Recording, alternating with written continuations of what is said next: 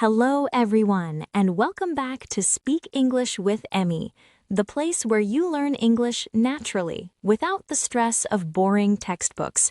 I'm Emy. And I'm Max. Good to be here. Max, can you believe we are already in 2026?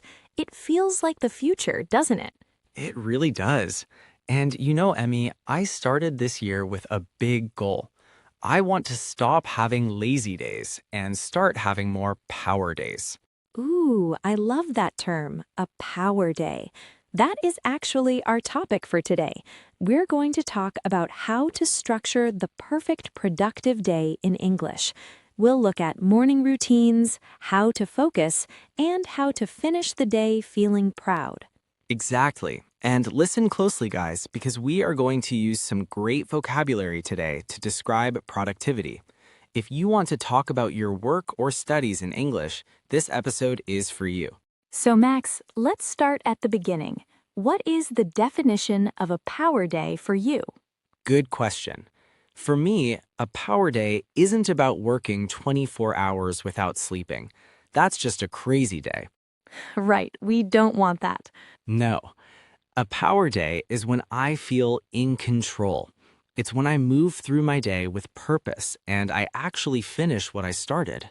I completely agree. It's about energy management, not just time management. So, walk us through it. How does a power day begin? It starts the night before, really, but if we're talking about the morning, it has to start with avoiding my phone. Oh, the phone trap. Yes, if I look at social media in bed, my power day is ruined immediately. It becomes a zombie day. So my first rule is no screens for the first 30 minutes. That is smart. It helps you keep your mind clear. For me, to kickstart my power day, I need movement. Kickstart, that's a good word. Yes, to kickstart means to make something start quickly and with energy, like kickstarting a motorcycle. So I drink a glass of water and I stretch for 10 minutes. It's a non-negotiable part of my morning. Non-negotiable. Yeah, it means I must do it. I cannot negotiate with myself. I can't say, oh, maybe tomorrow. No, it's non-negotiable. I like that. My non-negotiable is coffee, obviously. Obviously. Okay, so we've woken up, we haven't looked at TikTok, and we've had coffee. Now we have to work. This is the hard part for many students and workers. How do you handle the main work session? I use a technique called deep work. Have you heard of it? I have, but explain it for our listeners. So usually when we work, we are multitasking. We write an email, then check WhatsApp, then talk to a friend. That is shallow work. Deep work is when you focus on one thing for 90 minutes, zero distractions. That is how you really get in the zone. Exactly. To get in the zone means you are so focused that you forget about everything else. You forget about time, you forget about lunch, you are just flowing. I love that feeling, but it's hard to get there if your desk is messy. True. Clutter kills productivity. Clutter, that's a great word. It refers to all the messy objects lying around your room that you don't need. Old papers, coffee cups, pens that don't work. If I have clutter on my desk, I have clutter in my brain. So step one of my work session is clean the desk. So let's recap the morning of a power day. Wake up without your phone, have a non-negotiable habit like stretching or coffee to kickstart your energy, remove the clutter from your desk, do 90 minutes of deep work so you can get in the zone.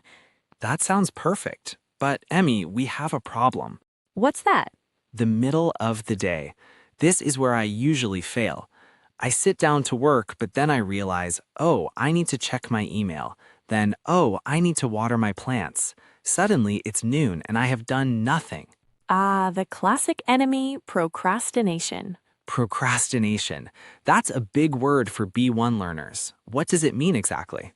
To procrastinate means to delay doing something that you should do, usually because you don't want to do it. You do easy things like watering plants instead of the hard thing. Guilty as charged. So, Emy, on a power day, how do we kill procrastination? We use a funny technique called eat the frog. Eat the frog? That sounds disgusting. Please tell me we don't actually eat frogs. No, it comes from a famous quote by Mark Twain. The idea is if your job is to eat a live frog, you should do it first thing in the morning. If you wait, you will suffer all day thinking about that frog. I see. So the frog is the hardest, most annoying task on my list. Exactly. Maybe it's a difficult essay or a scary phone call or studying for an exam. On a power day, you must do the hardest task first, before you check email, before you check meetings. Eat the frog. That makes sense.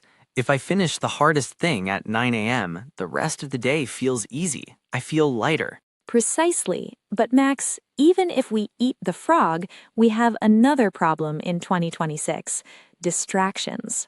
Oh, yes. My phone, my laptop notifications, the delivery man ringing the doorbell. To have a power day, you need to create a bubble of silence. A bubble? Yes, imagine a bubble around your desk. Nothing gets in. I put my phone in another room, not just on silent, in another room. That's brave. I get nervous if my phone is not in my pocket. That's why you're distracted. You're addicted to the notifications. A notification is that little ding sound or the red dot on your app. It destroys your focus. So on a power day, you turn them all off? All of them. I use Do Not Disturb mode on my computer, too. Because listen to this fact. If you get distracted by a text message, it takes your brain 23 minutes to get back to full focus. 23 minutes? Just for one text?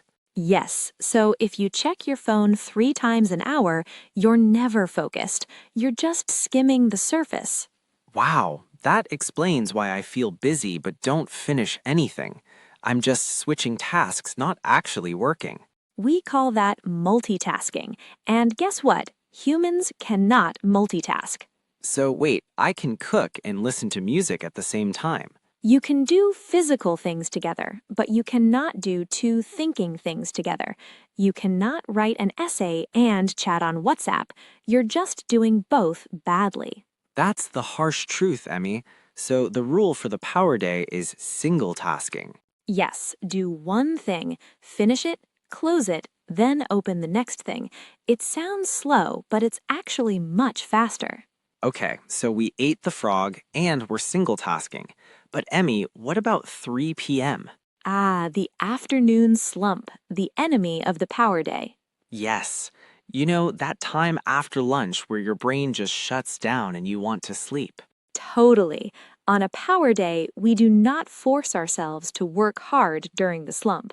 That leads to burnout. Burnout is when you're so exhausted you can't work anymore, right? Yes, so instead, I try to catch a second wind. Second wind, that's a sports idiom. It means getting new energy after being tired. Exactly.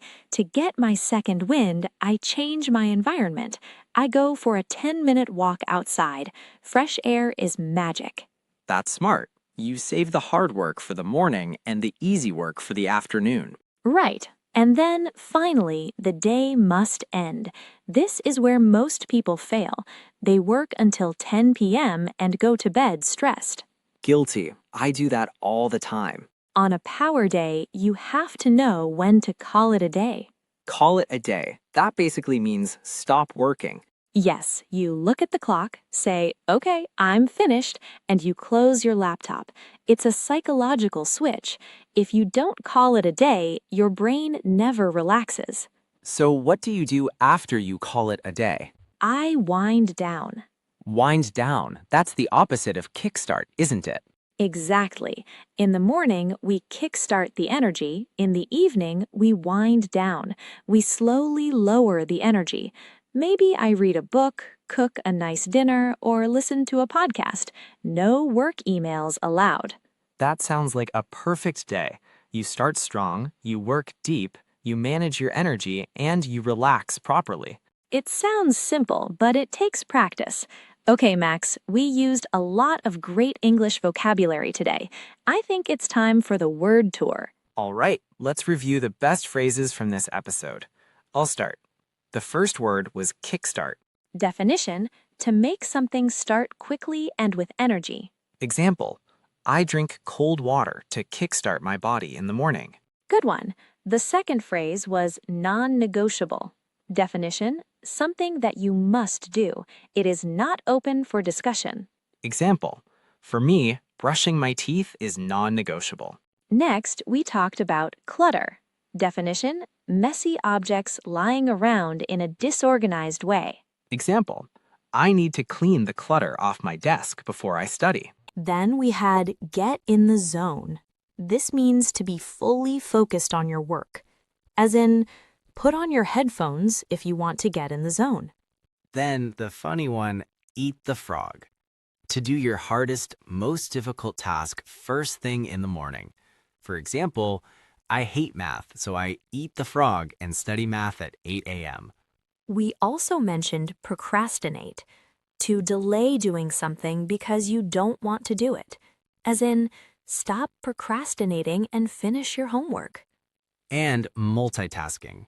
This means trying to do two things at the same time, which usually doesn't work. For example, multitasking makes me slower, not faster. Finally, to call it a day. This means to decide to stop working for the day, as in, it's 6 p.m. Let's call it a day and go home. Wow, those are really useful phrases for 2026. They really are. So here is our question for you guys listening. What is your frog? What is the one task you are procrastinating on right now? Be honest. Tell us in the comments below. We read every single one. Thank you so much for listening to Speak English with Emy. If you enjoyed this Power Day guide, please subscribe and share it with a friend who is learning English. Have a productive week, everyone. See you next time. Bye.